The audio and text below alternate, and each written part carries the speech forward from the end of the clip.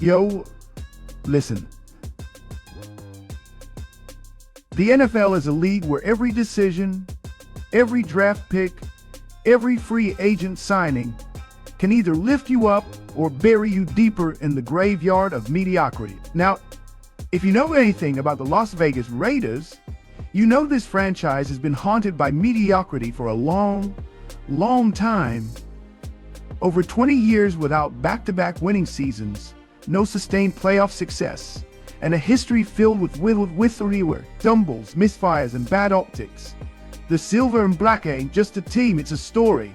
A saga, what could have been, and what might still be. But here's the kicker. This offseason, the Raiders decided to double down on a veteran quarterback, Geno Smith. This move is the riskiest play Vegas made in 2025, and I'm gonna break down why it might either bring redemption or deepen their struggles.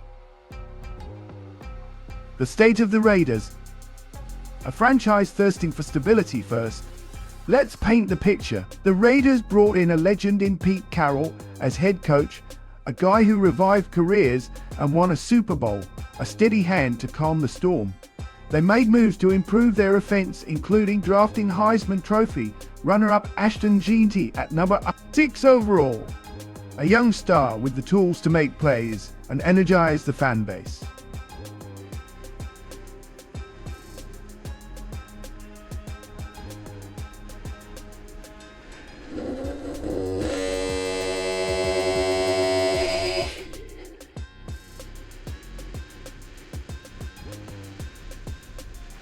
Extending him with a 66.5. At face value, this looks like a franchise eager to get competitive, to end the cycle of losing, and to finally give Raider Nation something to cheer about.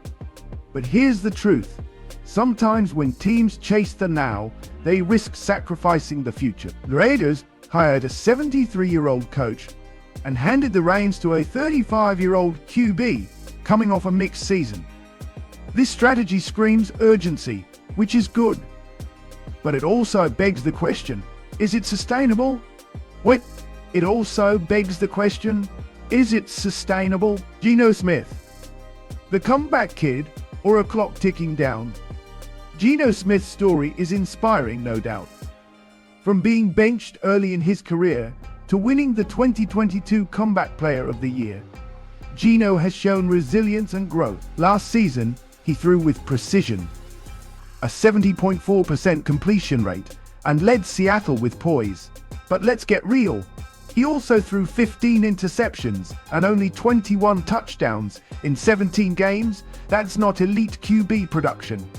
And it is turning 35 this October. In the NFL, 35 for a QB is pushing the timeline. Some guys age like fine wine. Others start to show cracks. Geno falls somewhere in the middle. His arm strength and accuracy remain solid, but is not getting any younger. Vegas is betting on a guy who may be at or near his peak, which isn't necessarily a bad thing if you're going all in for a short window. But if that window slams shut too soon, what then? The offensive line. Can it protect Geno like Seattle did? Now here's a big piece of this puzzle. Protection. Last year, Seattle's offensive line was a sieve, allowing 233 pressures, one of the worst in the league. Geno got hit, pressured, and battered, yet he still managed to deliver respectable numbers. That's impressive, but Vegas, their offensive line ranked 26th in the league by Pro Football Focus at the end of last season. Sure, the Raiders GM John Spytek added veteran guard Alex Kappa and drafted Caleb Rogers and Charles Grant, but none of these moves scream game changer yet. They could be solid depth, or they could just be fillers. If the Raiders can't improve their line significantly, Geno might face the same, or worse, pressure he faced in Seattle. And a QB under constant attack can't be expected to lead a high-octane offense, no matter how good his mechanics are. The alternative paths, raw talent or veteran stability. Vegas had other options in the draft and off-season.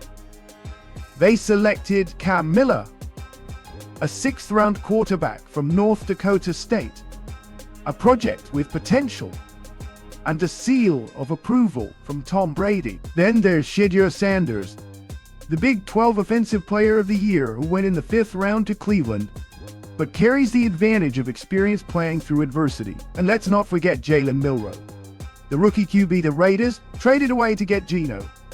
Milroe is young, athletic, and armed with a cannon. If he reaches his ceiling, he could be a dynamic franchise quarterback for years to come. So the question is, why go all in on a veteran with a limited upside and a ticking clock when you have young talent available, or potentially within reach? Pete Carroll and the Geno Smith connection here is where it gets interesting. Pete Carroll was the architect behind Geno's Seattle resurgence. They share a history of success together. Carroll's system and leadership could help Geno reach a level in Vegas similar to what he did in Seattle.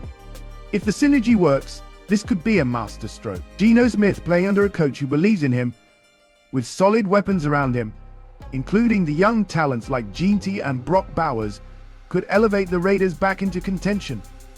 But that's a big if. The NFL doesn't wait for patience. The AFC West is loaded with playoff teams, including the defending champions, and the Raiders must compete immediately. Geno has to produce wins quickly. The risk and reward of prioritizing now over later. Let's be blunt. Prioritizing an older QB in the current NFL landscape is a gamble. Many franchises are betting on youth, building through the draft, and accepting losing seasons in exchange for a brighter future. Raiders ownership and management are clearly saying, "We want to win now." That's admirable. Raider Nation deserves success after years of disappointment. But the risk is this. What happens if Geno gets injured or regresses? What happens if the offensive line continues to struggle or the defense can't hold up? Without a young QB groomed and ready, the team could find itself back at square one. What does this mean for Raider Nation? The fan base is hungry. They want playoff runs, exciting football, and a team they can be proud of. Geno Smith gives them a shot at immediate improvement. His accuracy, experience, and leadership can stabilize the offense. He's a known commodity, yet that stability may come at the cost of the future. The Raiders' decision not to draft a quarterback earlier leaves them vulnerable if Geno falters. If the gamble pays off, the Raiders could be playoff bound and competitive for the next 2 seasons. If it doesn't, the franchise risks prolonging its losing streak and frustrating the fan base once again. Final thoughts. Is the Geno Smith experiment the right move?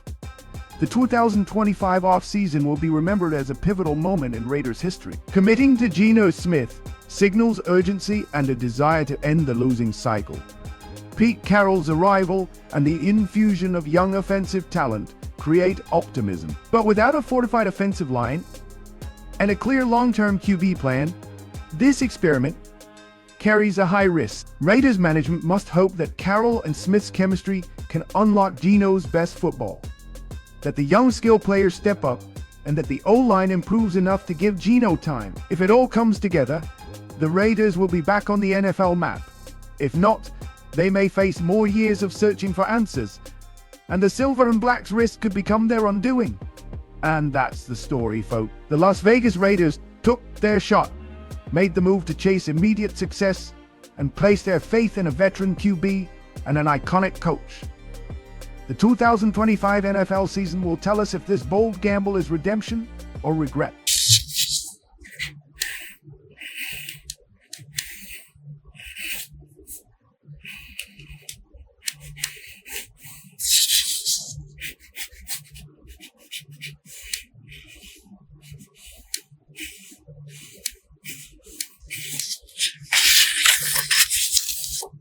Rồi bây giờ thì mình sẽ kẻ để mình cân hai bên mắt.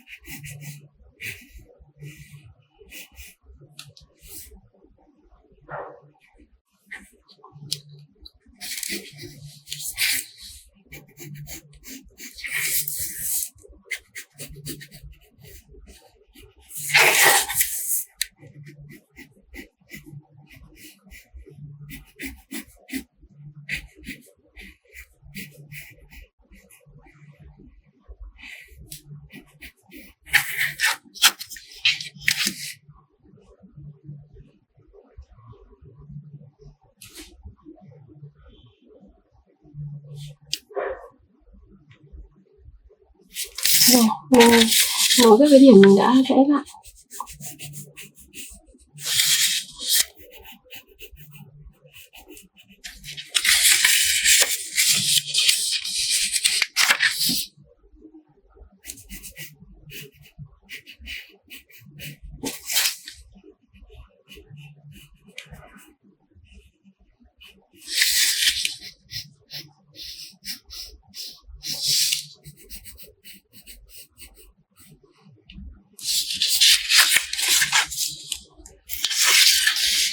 Bây giờ mình sẽ vẽ sang tia chớp nha mọi người.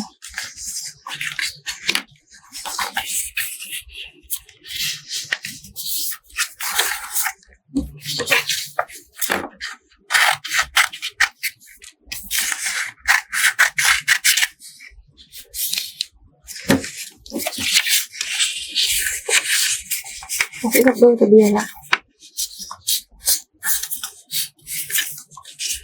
Rồi mình sẽ vẽ hình tia chớp.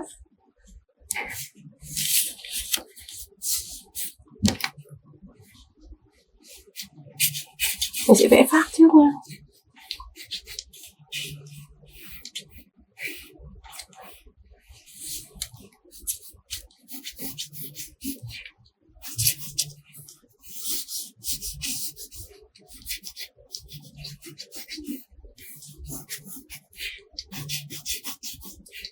Đây, mình sẽ vẽ hình tia chớp như thế này.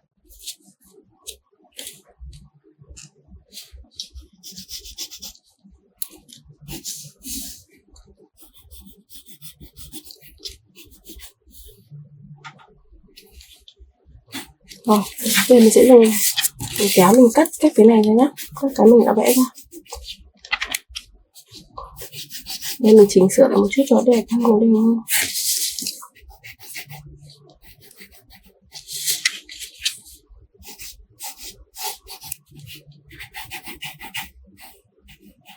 Rồi, bây giờ mình cắt cho nhau rồi.